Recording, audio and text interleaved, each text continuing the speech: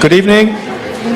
Welcome to this evening's event, which is organized by the Hellenic Observatory at the LSE. My name is Spύρος Οικονομίδης. I'm the Deputy Director of the Hellenic Observatory, and I also teach in the International Relations Department and the European Institute.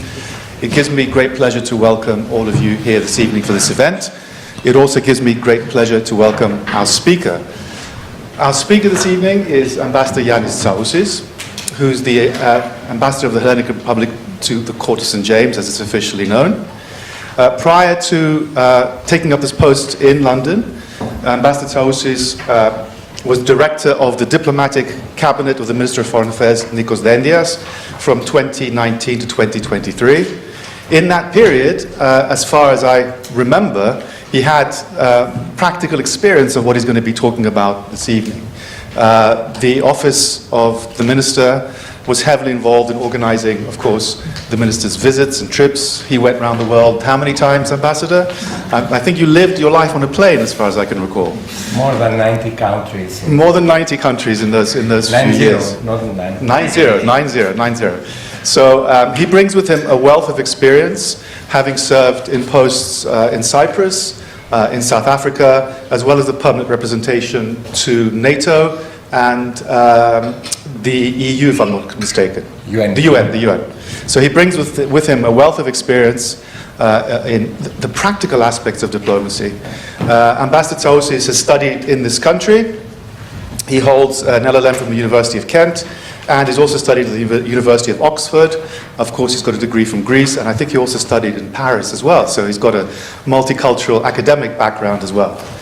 The theme of today's event is applied diplomacy, setting goals and identifying tools. Now, I don't want to say too much more of this. I'm going to leave that to the ambassador to develop his ideas. Suffice it to say that one of the things that I took away from the initial conversation we had about this evening's event was that foreign policy affects people's daily lives as well as serving national interests. And what I think the ambassador is interested in trying to develop with you tonight is how do we make this happen? What are the tools that we can use in attempting to set foreign policy goals in a way that affects people and not just the more abstract idea of a national interest? I have to make a few housekeeping announcements before inviting the ambassador to make his presentation. And in fact, tonight's presentation is going to be something different from what we're used to in the academic context. What the ambassador would like to do is present to you 10 problems for which he has identified some tools to achieve certain goals, but he's going to be stopping along the way to invite comments from you and perhaps solicit your ideas on what may be the most appropriate way of taking action in any particular circumstance. And then following that particular part of the event, we will open it up to a broader question and answer session. To those of you who feel the need to tweet, do we say tweet anymore? Do we say to X? For those of you who feel the need to tweet or to X, the hashtag for today's event is LSE Greece. The event is being recorded. It will be hopefully posted as a podcast and YouTube video on the HO's platform, and it's also being live streamed. So if you are going to make any comments, please keep them within the bounds of politeness and whatever else applies to these academic fora. So without any further ado, Ambassador Yannis Tsaousis, welcome to the LSE.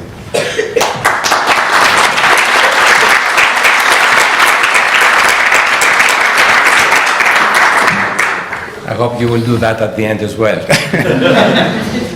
But you have to contribute to this discussion so that we are going to have together this result. I would like to thank wholeheartedly Dr. Spύρος Οικονομίδης, an old friend of mine, and somebody who has worked, as many others in this room, Kevin Federson, Mr. Masiotis as well, for bringing closer your prestigious institution with Greece for many years now. And as a representative of the Greek state, I would like to tell you that we very much appreciate what you have done all these years.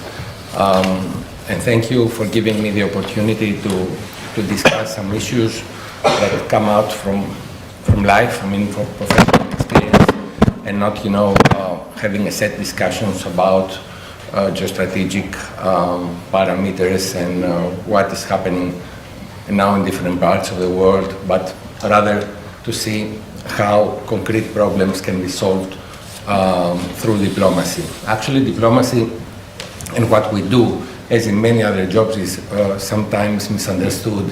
There is always a difference between perception and what we really do. Diplomacy is actually a profession, is a job that sets goals and uses tools in order to achieve the goals. As Professor Οικονομίδης said, this is something that often it is neglected. People, they do not know what we really do. People believe that, we go to receptions where we drink our champagne, we discuss, generally geostrategic issues, but there are times in life, in our professional life, that we have to find tools in order to address particular problems. All this has a framework, of course, and this framework are the goals that each Ministry of Foreign Affairs, each country sets for its foreign policy. And of course, there are many, these goals are, you can find them everywhere if you are a professional. I mean, in our case, there are in the strategic planning strategic plan of our ministry, but also inside the law, they're contained in the law that governs the function of the ministry itself. This is likewise in many other countries. And sometimes, the one copies from the other because the goals are more or less the same, the general goals of diplomacy in different countries.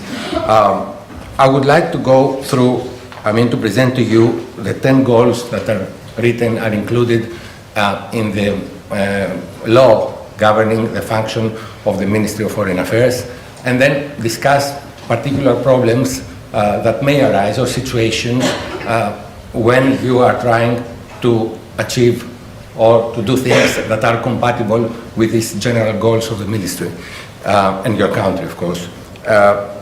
First of all, we have 10 broad strategic, I would say, foreign policy goals. First of all is, and these affect also daily life and the people themselves. First of all, promote security and territorial integrity of the country. Contribute to regional and international peace and stability. Number 3, protect human rights. Number 4, upgrade the role of the country to the EU and the international system. Number 5, contribute to the consolidation of international legality. Number 6, promote political and economic interests of the country at the bilateral and multilateral levels. Promote, number 7, promote the culture and civilization of the country abroad.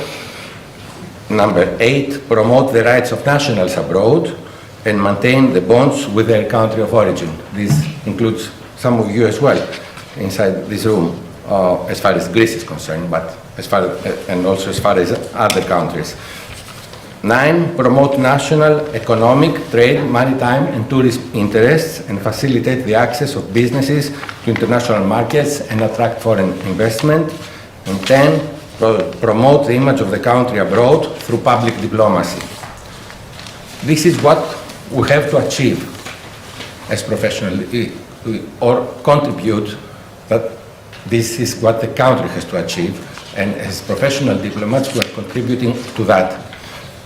But sometimes there are issues, complex issues that in our daily life, daily professional life arise, and we have to deal with them. I have, dear Spyros, I have 10 examples of those problems, those situations that might arise, and I would like to discuss them with you.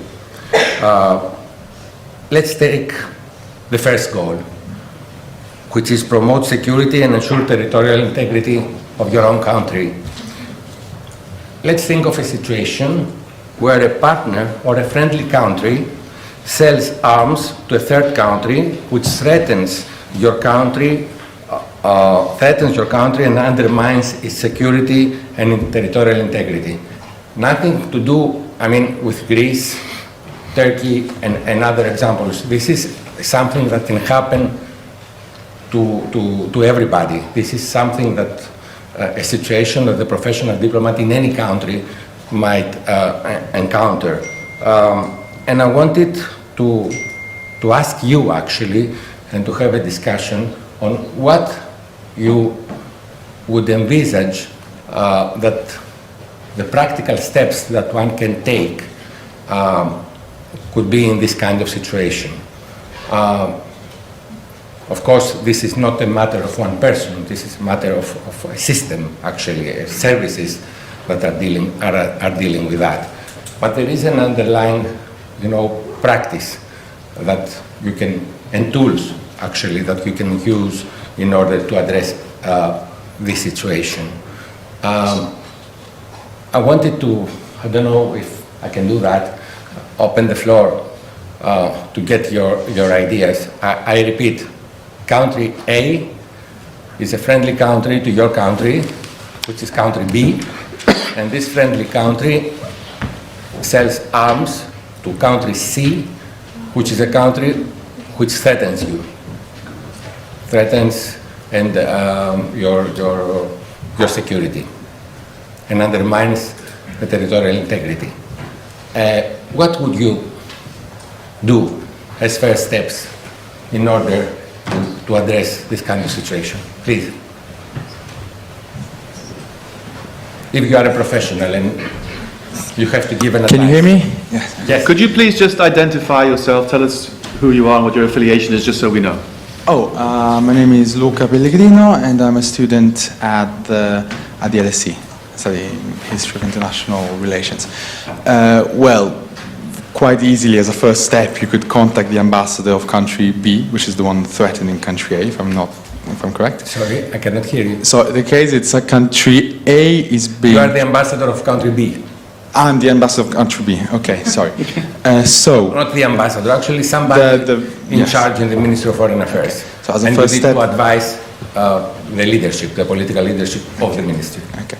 So as a first step, I would contact the ambassador of the country that's giving weapons to this group that's threatening the country. If that were not to work, then I would go to an international body of which both countries are part, if this is the case. But and if that were not the case, I would not know what the second step could be. It's a very complicated. This is actually what you have to do. I mean, is anybody else? Any other idea? We're in the right track. Please. Good evening. I'm Anastasia from Ukraine, and today is 700 of days of our fights. And I think this example of Ukraine is a little bit easier to understand.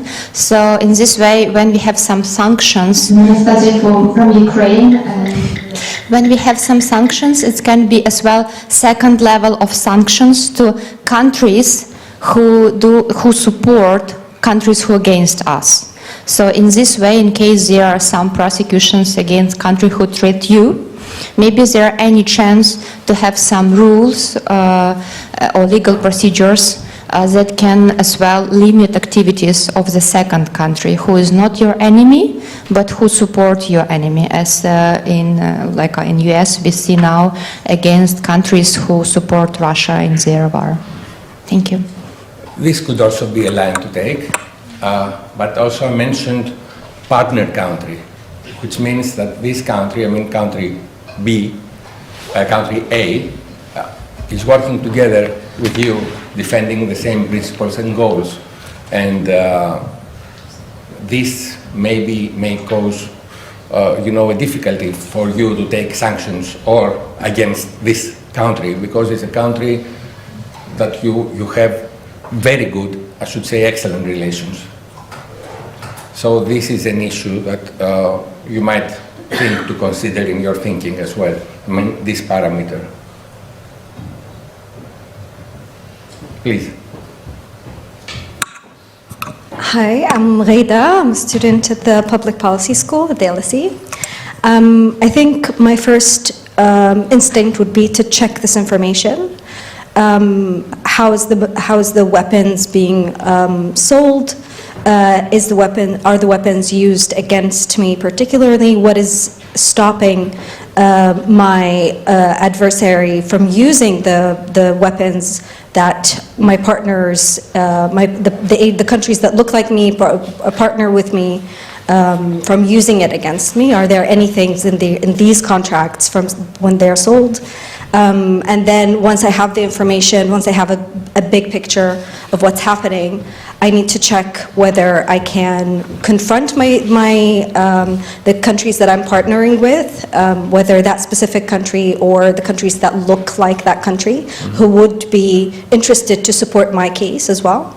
And once that's been done, and I know that everyone is backing me, I would confront that country that is selling the weaponry, and if that confrontation doesn't do its what I hoped it would do, then I would look for other much more aggressive measures to sanction that country, not particularly by my nation, but rather by other partner nations. Yes. One element is very important that you say, I mean, that at some point you have to start talking to others as well. But maybe in this case, maybe you can do it a little bit later. You have to first, as the first student said, discuss directly to see whether, you know, there is an understanding. And then, in this direct discussion, you can get a very reasonable answer that you have already given. I mean, if you are country B, in the sense that you say to them that, you know, they're not going to use it against you. I mean, they are going to use it for other things, for their defense, for their deterrence, for deterrence purposes. I mean, and this is a very reasonable answer, I mean, on their side. So we got two elements there that are very relevant. If I may, I think you have given the answer more or less. If we combine the three answers, I think more or less you can give it. And of course, you have given the answer. And of course, there is not one answer to this. I mean, we're talking about tools. You can use one tool, you can use the other tool. Timing is also very important. The bilateral approach, especially if we are talking about a friendly or a partner country, is very important in the sense that you go and you talk to them. You have a discussion, and then you hear their arguments, and then you see whether you're satisfied with the answer or you still believe that there is a problem. And if you still believe that there is a problem, there are other ways of dealing with this issue. You have implied that, I mean, the last speaker, international organization, second speaker as well, second student, international organizations could be, you know, a resort. But then you escalate, I mean, something that you can solve with other means. Another way of, but you can do it if it is so serious for you. Another way of doing this is to talk to the wider society, to the wider institutions of the country, not only the country B, I mean, not only, you know, the government. For instance, to the parliament, to the political parties, to use public diplomacy means if you feel that the people of this country and the public opinion is friendly to you. Or you can also use think tanks, or even, you know, universities, fora like this one, in order to present your case and put a pressure to the government, a pressure coming from inside, not from outside, to the government that does something that really annoys you. Of course, there are other things that you can do. I mean, if you buy arms from them, I mean, you can cancel or delay the procurement of arms if the country A buys from country B. But these are things that you really, in real life, you don't use. You try to find solutions through diplomatic means and discussion, especially if we are talking about partners. You can send, of course, letters directly to them. You can also, in this kind of situation, you avoid, official correspondence like verbal notes, because they are obliged to answer to you, and in this case, you would like to avoid it. And then, you see whether this means can have really achieved something, or you get guarantees. I mean, maybe they can give you guarantees that, as speaker said before, that they are not going to use it, and they have in their own agreement with this country C, I mean, this kind of clause, that they are not going to be used against any other country belonging to the same partnership or to the same organization, like country B, country A, for instance. So, more or less, this can be, a way out. I mean, these different steps that you can take. I don't know if this is indicative, of course. I mean, there are many other things that you can do or you cannot do, and this applies also to the next goals and the next discussion, the discussion we're going to have on other situation. Now, and of course, and this is what ambassadors usually do, you can take measures in the opposite direction. I mean, trying to create common interests with this country. I mean, make them,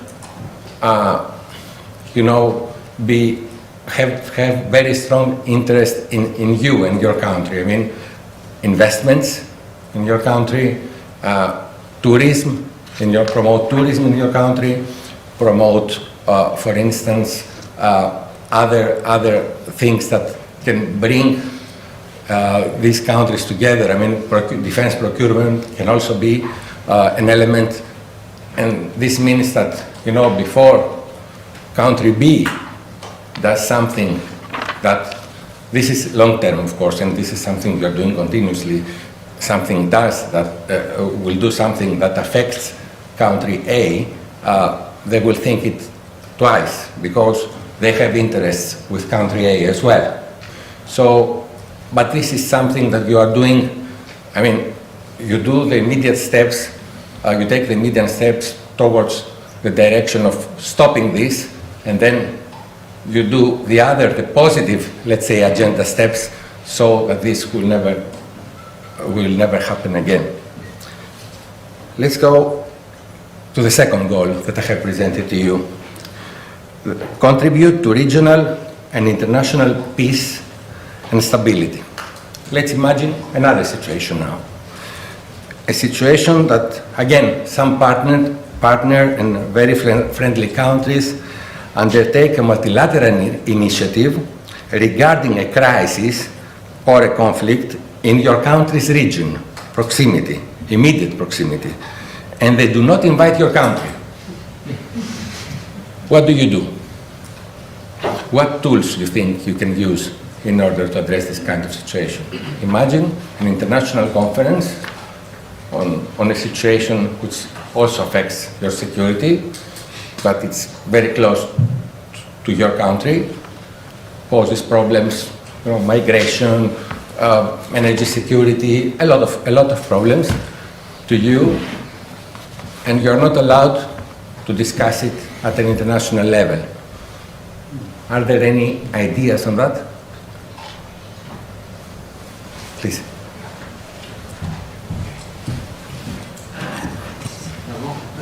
Okay, hi, I'm on this app. Again, do not think countries, because you are going to have their sorry, own... Ambassador, there's somebody... sorry, it's you. Hi, sorry. I'm Ted. I'm from the UCL. It depends, the reason on the reason behind not being invited.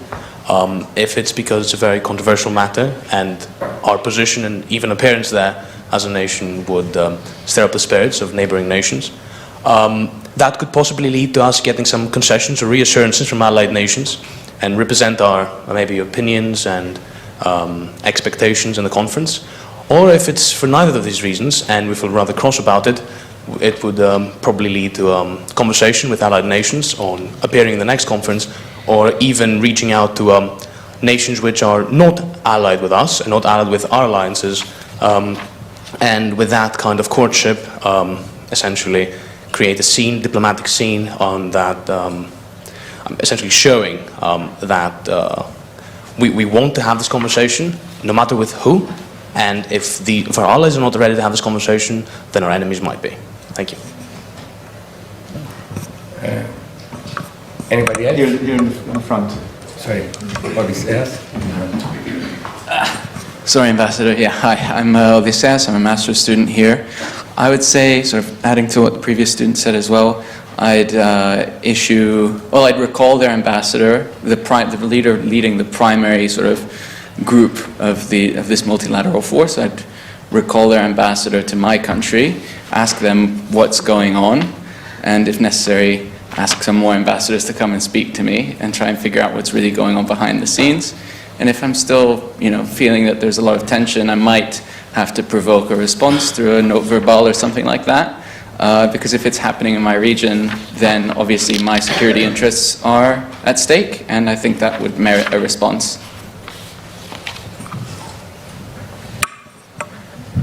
Anybody else? Please. Hi, I'm Lucas. I'm an A-level student here in London. I guess, aside from what's already been said, if my country had the capabilities, I would suggest potentially, if it had come to this point, that my country conduct its own exercises or drills in the region to show that my country has the capability and sort of delegitimize what the coalition's claim, implicit claim that my country isn't capable or isn't needed in the coalition. All of you, in my opinion, you're correct. You answered correctly. Although, as I said, there is no wrong and right in this situation. It's about identifying tools. You have to build a case. You have to have a case in order to go and protest and say why I'm not invited. And you must not be perceived as the student from UCL said, as a spoiler. This is really the essence of what you said. I mean, you have to have a case, a positive case, and you build this case not by saying, that I'm close, geographic proximity only, because sometimes, when I'm saying immediate neighbor can be, there can be a country between the two, for instance, not immediate. Sometimes you have borders with them, you border with them as well. This means that you have to explain that as a responsible member of the international community, you really promote stability and peace, and your intentions are good intentions. And you want to work with other partners within international organizations or within this initiative, this international initiative, in order to contribute to a solution. I mean, to have a peaceful solution, a diplomatic solution to the problem. For doing this, you have to make a strong case, in my opinion. Not only, saying, generally that, my security is threatened, or, there will be a problem. Even sometimes migration and other arguments, or cultural affiliations, or these kind of things do not work. You have to have, first of all, stakes on the ground. This is something that really can help you out in this kind of situation. And in order to, and this can be benign as well, I mean, in the sense that you can be a humanitarian aid provider, for instance. And this can really help you in, for instance, international conference, they have conferences or efforts, they have a very strong humanitarian component. Think of what is happening to Gaza right now. I mean, there is a lot of questions and discussion about the humanitarian part of it, how you're going to dispatch humanitarian aid. If you are a country that participates in these efforts, and then there is an international conference on this, you will be not invited, but you have good chances to be included. And it's not only that, relations with both parties in the conflict. Don't think about this particular conflict, again, any other conflict. Relations with parties in the conflict, relations, people-to-people relations, economic relations that can be still ongoing when there is a war. This sometimes never stop. And all these things are important. These are stakes, and you can use these stakes in order to make your case. And when you make your case, you have good chances. This is a way you can do, I mean, you can do other things as well. You can propose to host a conference on this, or have meetings, organize meetings of the special envoys of other countries on this. You can do things that they can really put you in the game. And there are, of course, many other things that you can do. But you have to have a case, you have to be a responsible actor in international relations, and you have to win your participation and make them understand that in a recurrent, diplomatic effort, you are somebody that you have to be in, you have to be part of it. For reasons also that,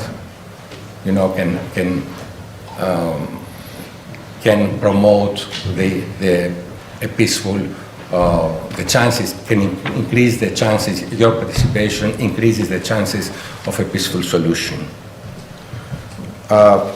Another situation, another goal that I have mentioned is protection of human rights. Of course, when I describe the situation, you will definitely say that this is linked to Greece, but it can happen and happens to other countries as well. There are criticisms about the way your country has treated a group of migrants, and the UN launches an investigation to which your country has to respond. What tools would you use in this kind of situation? Please. I think your tools are always limited as a diplomat if the national or domestic policy is against you. So the toolkit available to diplomats are always hostage to the government's policies, especially if you work in the diplomatic field and you don't support whatever is happening in your country. It's very difficult to defend it. So an alignment with your government has to happen in order for you as a diplomat to work effectively. Mm-hmm. Please.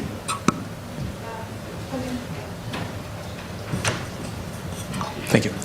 I mean, it depends, obviously, on how severe the issue is and to what extent it's our own domestic policy's fault. For that, one needs to contextualize with friendly nations why something might have happened and be very solutions-oriented about it. Be honest, direct, and use the international community for support rather than debate. We are recruiting interns in our embassy, so you might be interested because your answers are very, very good. And I really appreciate that we can have this discussion. Yes, indeed. First of all, as you said as well, you have to look at domestic policies. I mean, you have to start from what has happened. You have to talk to the relevant services. You have to again, make a case. But also there are many other things that you can do. I mean, and you have to respond as a responsible actor. You have to provide evidence for your case. You have to respect the deadlines. You have to do whatever you have to do. But also, at the same time, and every moment actually, you have to, before that and after that, you have to promote your main argument and main belief actually that in favor of the protection of human rights. I mean, at the international level, when we're talking international levels, usually it's Geneva, because Geneva is the center of the UN Center of Human Rights. You have to have very good, you have good relations with international organizations that are monitoring these kind of cases, and you have to be very close to them, and you have to be proactive as well. I mean, you have to organize different, let's say, events, side events in the margins of the Human Rights Council of the UN, for instance, which is the main human rights organ of the UN, and you can also do things that make a case that you are a country, a responsible country that promotes human rights, but of course when there are accidents or there are things that you cannot control, of course you explain why this has happened and you are open to that. I don't know if I should stop.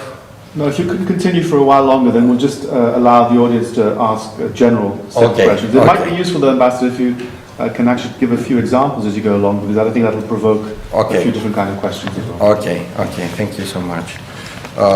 Yes, this is a good one. The fourth one is upgrade the role of the country to the international system. Situation. Your country is a candidate for a non-permanent member of the UN Security Council. 4 candidates in your geographical group for 2 seats. This means that this is a competitive procedure, usually among partners and friends. What will be your strategy? Please. My name is Ruth Hardy, and I'm a grad student here at LSE. I think primarily you would want to build a coalition of interests with your partners because you're in the same region, because, as you said, you have the same interests. I would assume that your political interests, especially within the Security Council, will somewhat align, and so by demonstrating that friendliness, if you will, by talking about the issues that others want represented, I think you could really put yourself up as a good candidate to represent yourself as well as your partners. Please, Odysseus. I mean, since these nations are sort of in the same region, I think probably the most important tool that you have in this scenario is your economic cooperation between your neighbors in that same region. So I'd try and see what you can do to improve that cooperation, to untangle any knots that might be in the way, or just kind of blocking any, or creating any tension between you and your partners, to see if there are issues that you need to figure out before you get to the negotiating table for that Security Council seat. Actually, you don't have to talk to the others. I mean, what you do in this kind of situation, you just promote your candidature. Again, you build your case professionally, you say what you want to do, in which parameters you're going to use, within which framework you are going to move if you are elected. and then leave the others do also what they have to do. If we're talking about stories and personal, let's say, situations that I have faced, I don't want to talk about the present because we are candidates for the UN Security Council, but this is a clean slate. I mean, 2 states for 2 seats, so there's no actual problem. But 20 years ago, we went to a small country in the southern Africa, a very small country, and we were competing with Canada and the Netherlands. And when we arrived there, the first thing that the Minister of Foreign Affairs showed to us was a picture of a school that was built by the Dutch. And the second thing that he had shown to us was actually a hospital built by the Canadians. So you can understand that, you know, our meeting lasted about 10 minutes. I mean, we just had to say, you know, the courtesy things that we usually say in this kind of situation. And we left. And we lost. And we lost big. Because we were not, you know, well prepared to face this kind of challenges. You can add up things to that. I mean, it's not about only, you know, humanitarian aid. It's not about presence in the country. It's about also, you know, common understandings. It's about relations that you have built over the years, and structural relations, economic relations, and other relations, cultural relations that you can do. And there are a lot of tools that you can really use in order to do that. For instance, the pandemic was a tragedy. An earthquake, it is a natural disaster. You can do things. There are opportunities always that come out from that. I mean, see us with Turkey, for instance. I know that you want to hear this. After the earthquake that happened in Turkey, not only we came closer, and there is a dialogue now, a structured dialogue with different tools, political dialogue, confidence building measures, and many other things, a positive agenda, economic agenda that we were pursuing with them. But also we have been able, for the first time, to ensure an agreement that they are going to support us in one organization, I mean the UN Security Council, and we are going to support them in another one, which was the IMO here in London. This means that there are a lot of opportunities which emerge all the time, and you can really use these opportunities and these tools. For instance, we wanted, you know, to expand a little bit our relations with African countries and other countries, Asian countries. After COVID, we had available about, I don't know the exact numbers, 7 million doses of vaccine. We used that in order to go and see countries that we have never seen in the past. But of course, also we have, and these are potential voters also for, you know, UN Security Council. But not only that. In the meantime, you build relations that are useful, and you use this opportunity in order to create, you know, common understanding. We wanted to go, for instance, to Ivory Coast. Ivory Coast, we needed to discuss with them, and we realized that we didn't have any kind of relation with this country. I mean, very rare contacts here and there. And we decided to try to see how we can approach a country like this. First of all, you build common understanding. There are commonalities in our relation with this particular country, the way we view some things. For instance, maritime security. They have a problem with maritime security.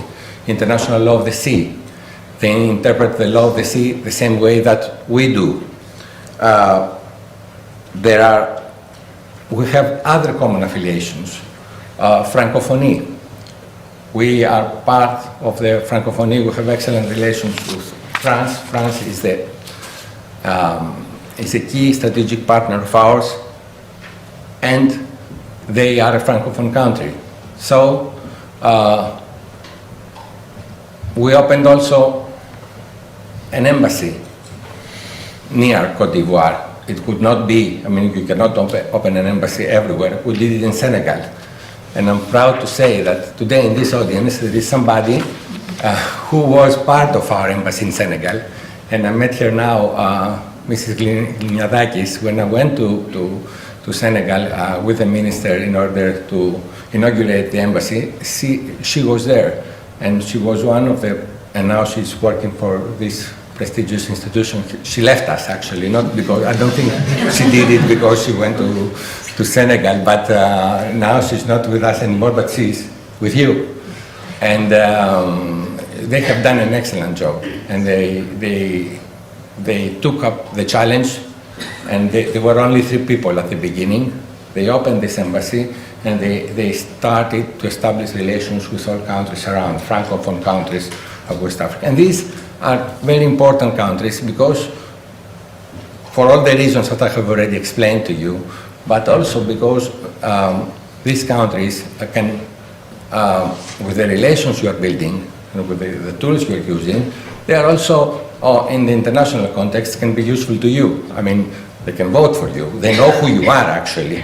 And if they know who you are, they can be close to you in different situations that you cannot imagine. I was in some countries that we don't have relations, they still rely, on our ancient history. I was lobbying in the Human Rights Council in Geneva, I was lobbying for Greece because there was an examination of Greece. It's called the UPR, a review of Greece in the human rights area. And then, we were talking to countries, to friendly countries, saying, don't be very harsh on us because, we have done this, we have done the other, we have done other things. And of course I lobbied, from 140 countries, we have lobbied our team, 100. And suddenly, I have seen that the representative of Malawi took the floor.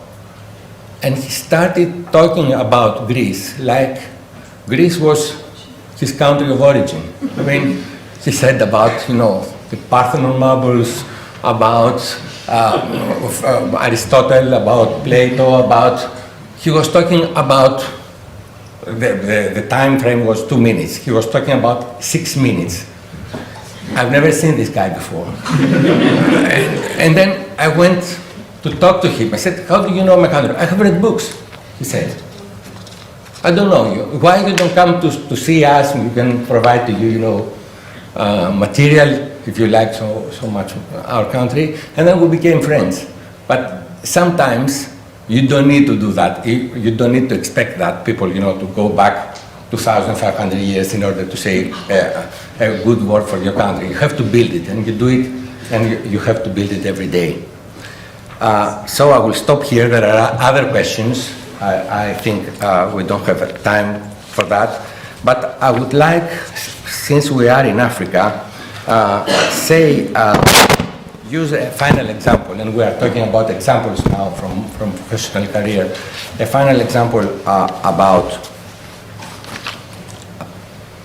situations that are in a way useful in meeting at the same time different goals.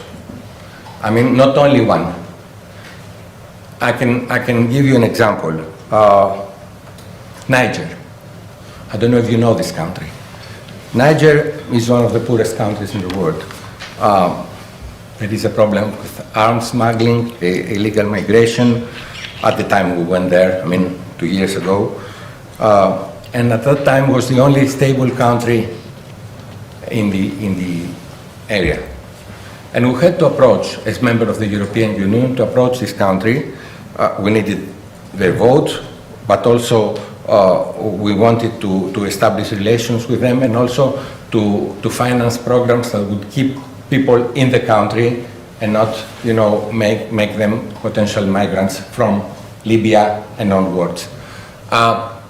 And we went there, so this, is protection of human rights. These are other things that other goals that have been served at the same time. Also, we wanted to promote, as I said, the candidature, which falls within the upgrade of the role of the country, which is another goal. And economic diplomacy. We wanted to promote investment with this country. Ties with the EU, because there was an EU mission there which we have visited, which helped them reform the security sector of the country in order to counter security and other threats. We promoted sports diplomacy, which were quite famous on that. We have like a diplomatic brand name on that. We financed the Confederation of Women Football there. And we tried, and of course, nobody from Greece has never been to this country. And we have tried, with one example, with one move, try to do different things, as we do in all countries that we were trying to approach. Of course, at the end there was a coup d'etat. Everything is finished. I mean, there is nothing of what we have tried to do now there. But there is always the good time. There is always the right time to do that. And being a good diplomat means that you have to make sure that your toolbox, the one I'm trying to describe to you that exists, is always full of ideas, full of potential projects, promoting win-win solutions. These solutions, at the end of the day, despite changes, are bringing countries together and make the world a better place. Thank you. Thank you very much.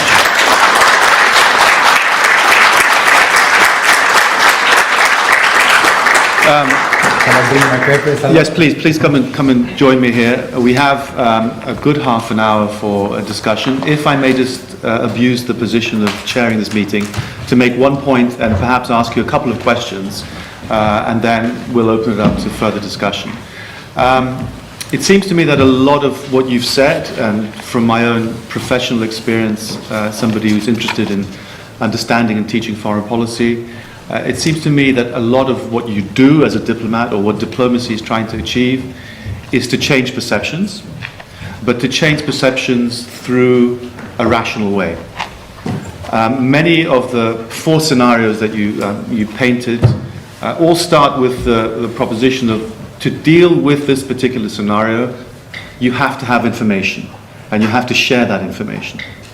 And that information has to serve the purpose of clarifying issues as well as making your own case. Now, having said that, my first question to you is, has the role of the diplomat changed? We live in a world of information flows, which are not subjected simply to information gathering by Ambassador Tsaousis in London. Diplomats and foreign policy makers at home are bombarded with information. In the 21st century, what is the role of the diplomat in that respect? How do you manage to harness information and then translate it in a rational way which makes the case that you want to make? Because everybody's got access to this information. That's the first point. I'll just make, if I could just ask another question and then allow you to answer that.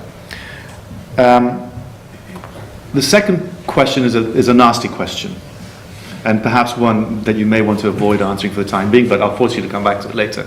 What is a friendly country? At least two of the goals that you outlined made mention of a friendly country. Now, a friendly country could be a country that is like-minded. It could be a country that is a partner in an institution but is not necessarily a friendly country, but it is part of the same institutional structure, an alliance or a union. It could be a country that is a friendly country in the long term, but in the short term is undergoing some kind of political upheaval or a particular regime that's in power that's not necessarily friendly. When does a friendly country stop being friendly? Or when does an unfriendly country become friendly? I could force you to name names and give us examples, but I leave that up to you. Well, let's start from the difficult part with the second question. Friendly, I avoided, for the reason you have explained, I avoided to use the word friendly alone. I was using the word friendly / partner country. I didn't want to indicate, to which organization, but you could understand that this kind of discussions, usually, on political issues, you do it with very, very close countries to you, and the EU is one situation where you do that.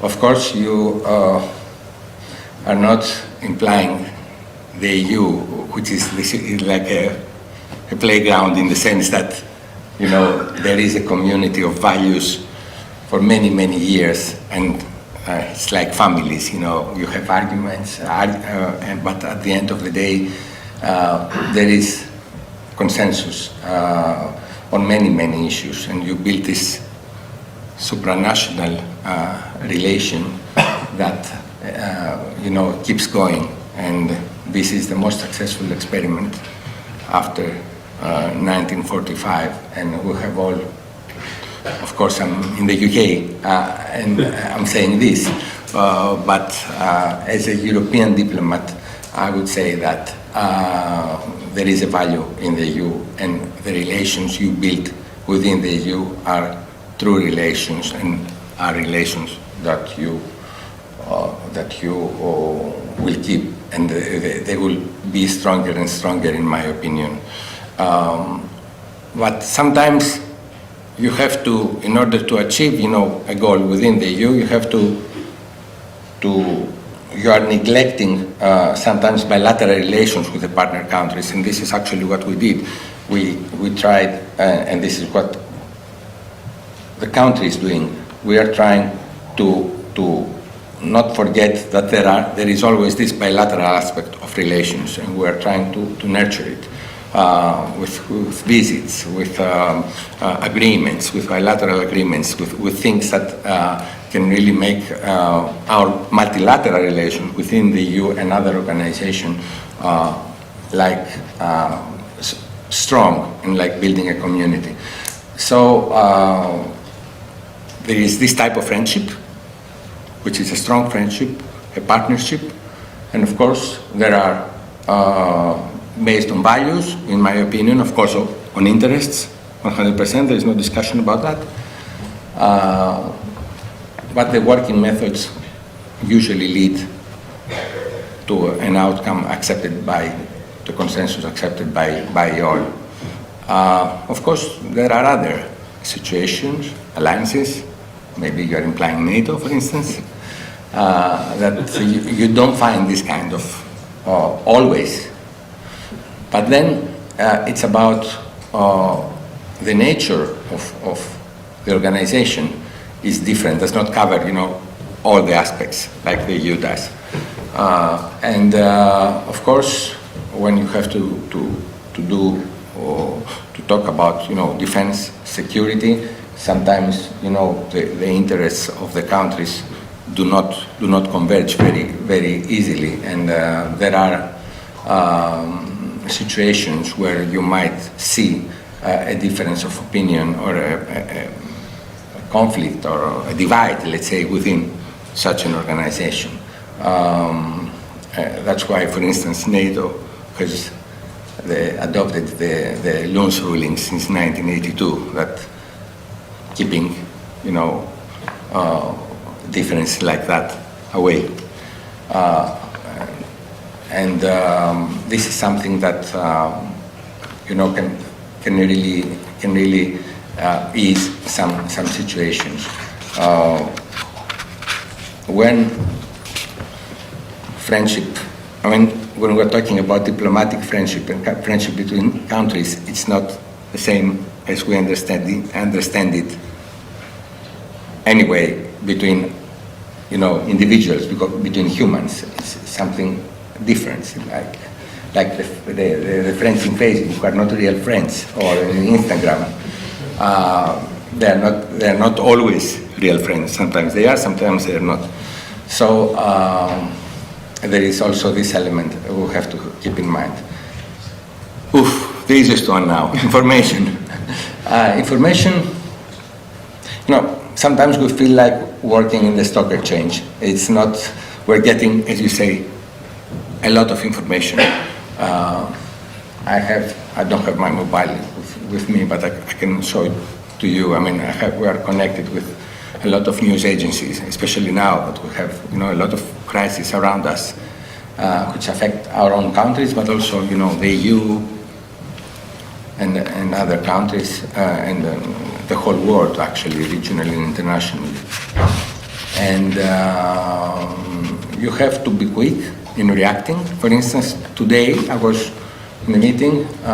The German ambassador had the courtesy to invite us with the presence of the Palestinian ambassador. And we were there discussing, and there were things happening as we were talking. Also, last night, you have to wake up half an hour early to see what has happened, and then to be able to react in case somebody, and not to be embarrassed also, because most of them, they know already in real time what is happening. Like the Red Sea, now I have my colleague with me that she is connected with a UK military service, which in real time reports what is happening in the Red Sea, if there is an attack, and she's getting alerts. I don't know if you have got alerts now as we speak. And if there is something, because this is a British, let's say, service, military service, we have our own responsibility. Of course, it goes through directly, but we have our own responsibility to be sure that, Athens is informed about that. And we do that.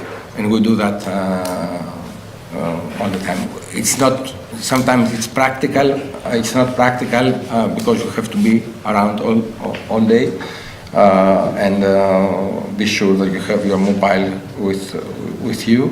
But it can be also very important, for your work and what you do in order to achieve the goals. Okay, thank you very much. Let's take some questions. The gentleman there. Thank you.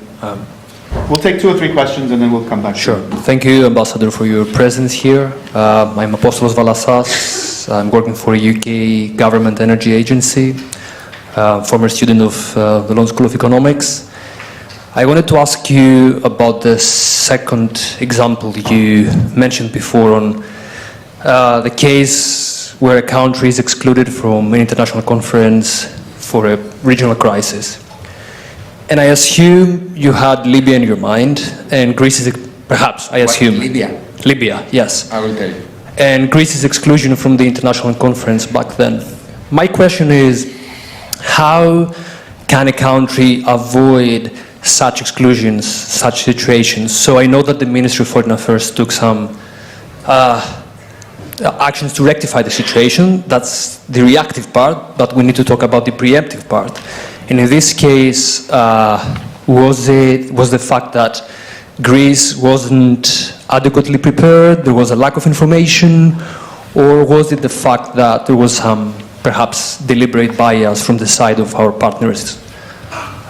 Yes, and perhaps again a more general answer on how we avoid such mistakes and omissions. Thank you. Okay, thank you very much. There was another hand. Yes. There. Thank you very much for your lecture. I'm Klitos, I'm from UCL. Perhaps the conclusion that I've made from this lecture is that successful diplomacy comes from building a case on rationality and information. My question had 2 parts, but I believe that Dr. Οικονομίδης raised the first part on information. So I would like to ask, what happens when we can't really build a case on rationality and whereas our partners are irrational? Let's take an example of a conflict. For example, Niger, as you've mentioned before, where we had a coup d'etat, so we don't really have any rationality or any proper information in building our case and building partnerships. And one last question, just here. Thank you. My name is Toju. I am a master's student here at LSE. So my question is more of a personal question. Not really personal, but just I'm interested in like the day-to-day of being a diplomat. Because you mentioned at a certain point you were in about 90 countries, and also like with the constant messages. I mean, wars and conflicts don't stop because you are sleeping, or because it's night here. It's night here, but it's probably, I don't know, day in Australia. So you still have to be informed about what's happening all over the world. So how does that work? Like, when do you have time to, I don't know, it seems very hectic and to always be, I don't know, plugged in. How's that? Okay, so we have three different questions. The first is essentially about Libya, using that as an example. The second question is about irrationality and whether we can make rational decisions or whether certain aspects are just impossible to be rational about. And the third question is really to do about your day-to-day diplomacy and when you were working with the foreign minister on a personal level and you traveled so extensively and had to deal with so many different kinds of issues, how the hell do you keep control of what you're supposed to be discussing, where and when? Okay. The first one, no, it was not about Libya. It could be about Libya, it could be about Syria, it could be about the Middle East, it could be about other countries, not Greece. But I will not avoid to answer the question as far as Libya is concerned, in the sense that,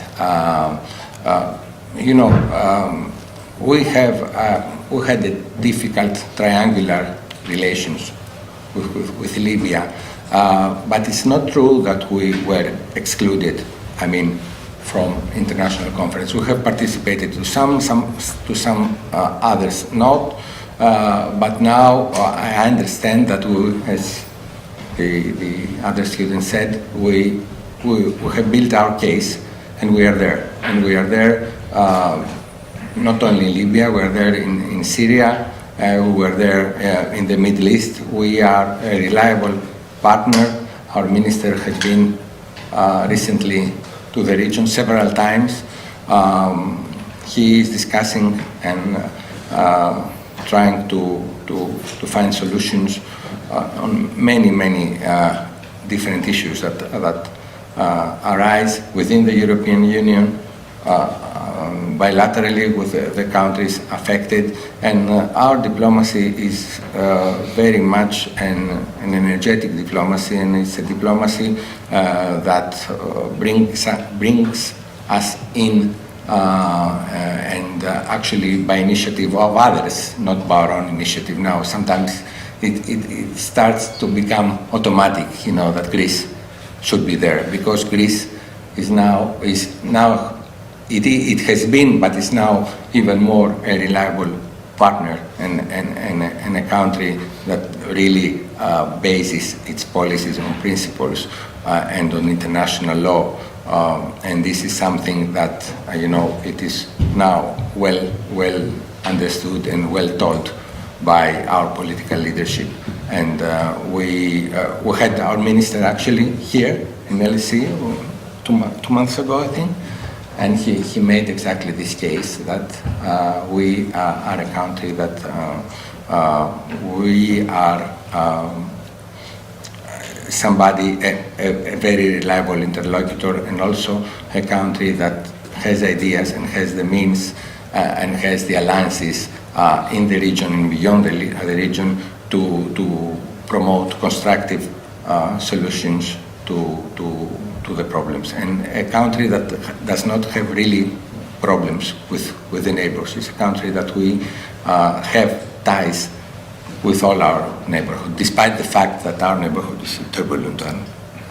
And about rationality and irrationality,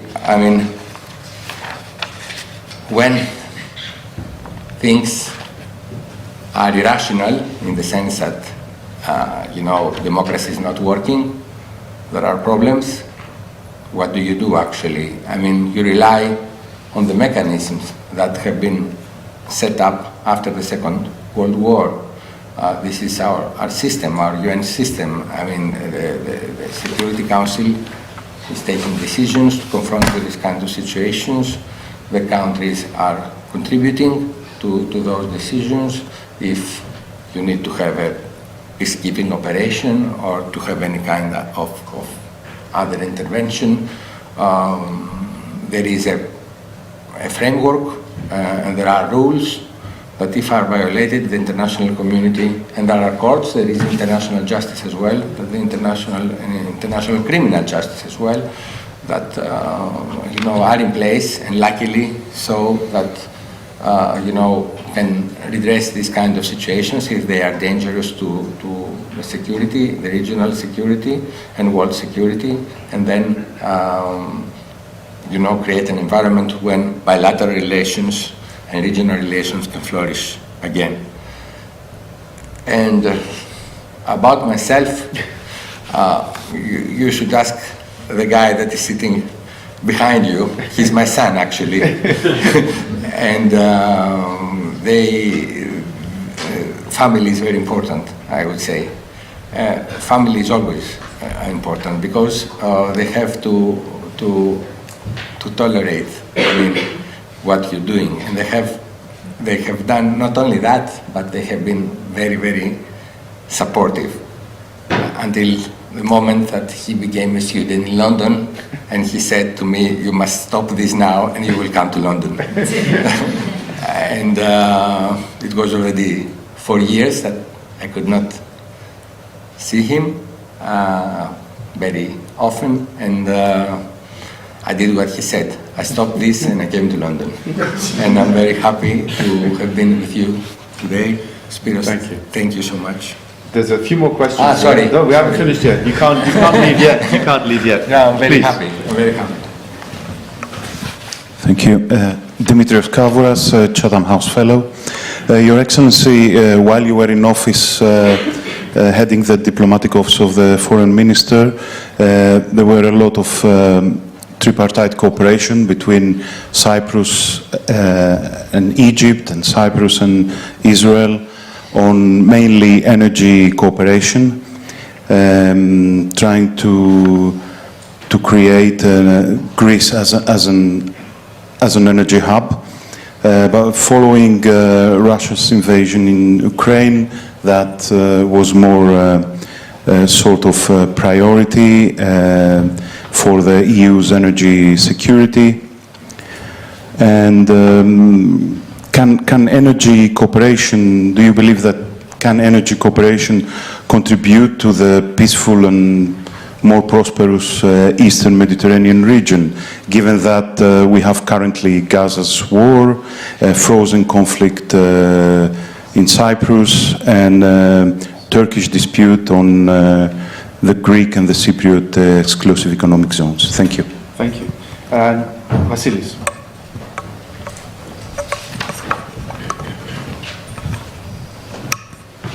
Thank you, Ambassador. I have to say I didn't expect to see a list of 10 goals, and especially the number 10. But can I ask, are these goals seen as kind of lexicographic, that, number 1 is the main goal, and then subject to attaining one, you get to the second goal, and so forth? So is it like a ranking of priorities in any sense?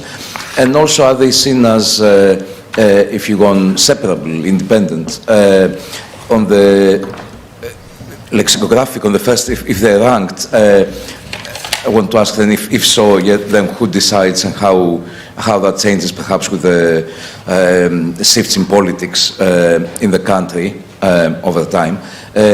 But also on the separable, in your own examples, you were saying, if I don't remember now which country it is, country C sells, or country B sells weapons to country C, then we can, use our direct diplomacy, but also we can use invest in economic interests that we have in country C, and so forth. So of course you use, you promote the business interests or interests of specific businesses, not only the economic interests, but also specific businesses, in order to support the leverage, the influence you have on other countries.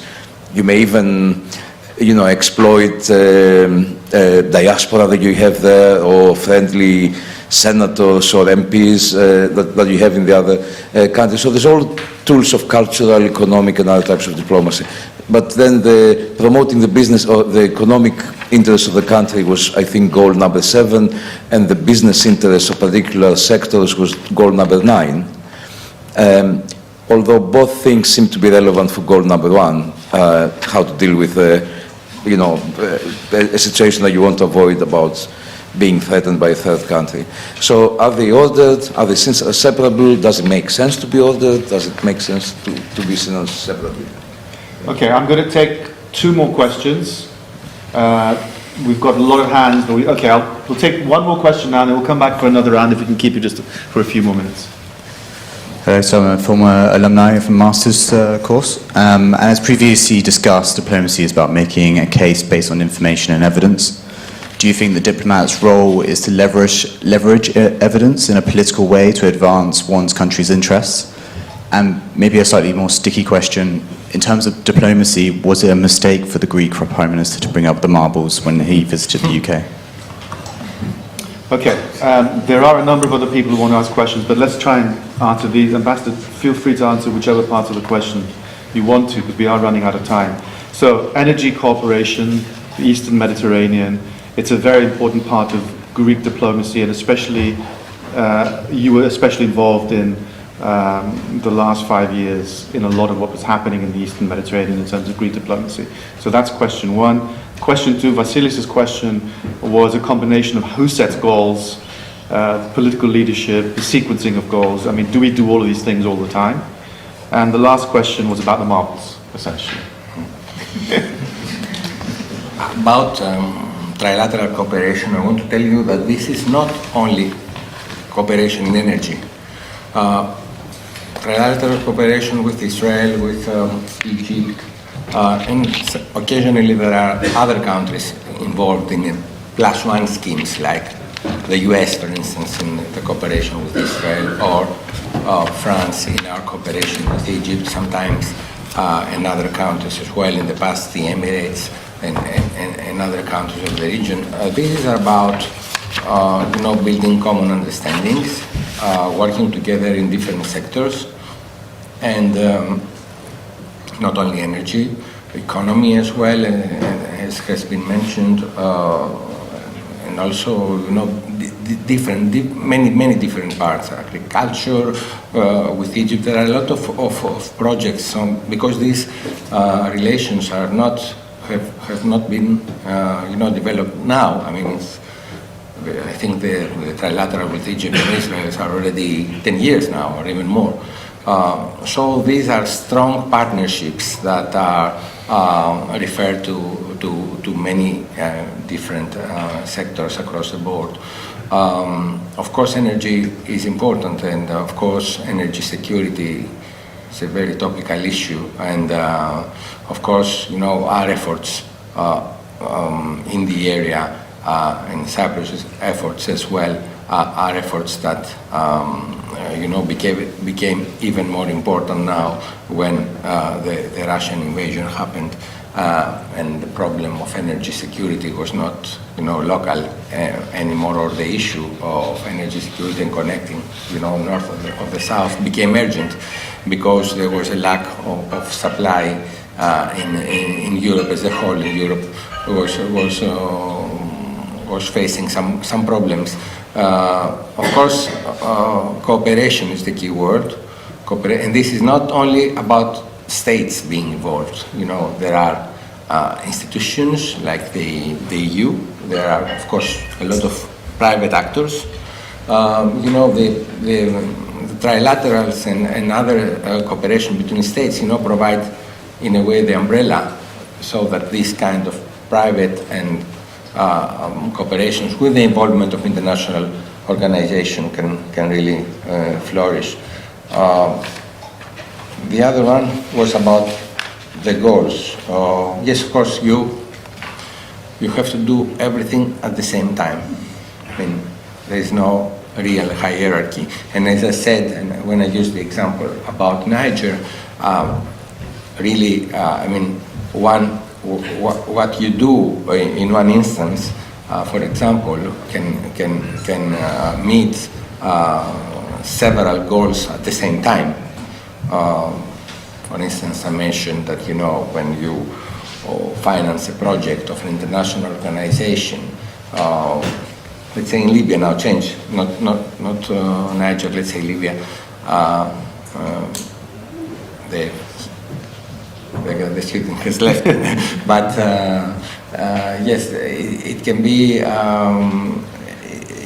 for instance, in helping international organizations to deal with the problems of IDPs, internally displaced persons, or refugees as well.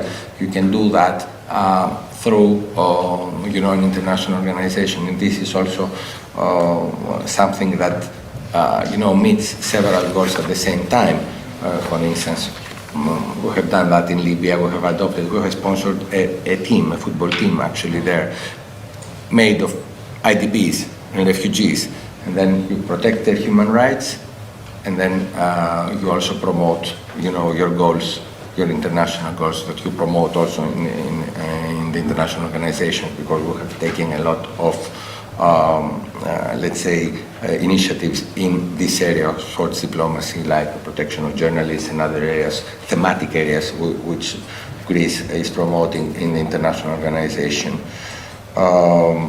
And of course, business, I don't know, I don't have time to mention the other goals, but as you said, the other goals were about business and economic diplomacy. You know, I don't agree with people saying that we have the political diplomacy and the economic diplomacy. Diplomacy is one, and these things are intertwined, are interlinked. I mean, you promote goals of any diplomacy by using tools of the so-called other diplomacy. And you do that because at the end of the day, diplomacy is one. And the goals are common goals. Whether you can use these tools, I mean, economic tools or political tools in order to achieve your goals, at the end of the day, it's not in a way relevant. The important is to achieve the common goals that diplomacy of every country should serve. I missed. There was one question up there. The person asked the question. The second half of the question was about the marbles. The marbles. At the top, the left there. The first half of the question was more about evidence and how you use evidence, if I understood it correctly. Anyway, answer whichever bits of the question you'd like to answer.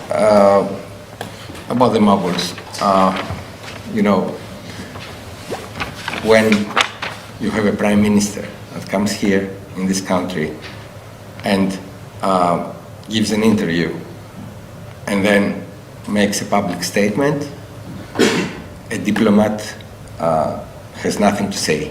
I mean, in the sense that we all align behind our Prime Minister. As persons, we are also proud of what he said and what he did, but this is personal, not professional. And we believe that this issue, I don't want to call it dispute, should be sorted out through the negotiations that are already ongoing. And whatever we do and we say on this matter, we have to be sure that it's more in the sense of raising awareness rather than, you know, interfering with negotiations and create, you know, understandings and misperceptions about Greece's position during this negotiation. But the issue is there, and as an embassy, we are here to continue raising awareness on that. And when you have the chance that the Prime Minister does this for you, you're a lucky ambassador. Thank you very much. I know there are people who want to ask questions, but could I ask you to hold on to those questions? And can I invite you to a little reception we're going to have outside, and perhaps you can ask the ambassador directly in person your questions, so we don't keep everybody here who doesn't want to be here. So please do come and join us for a reception. No, I'm not finished yet. Oh, please, wait. Do come and join us for a reception.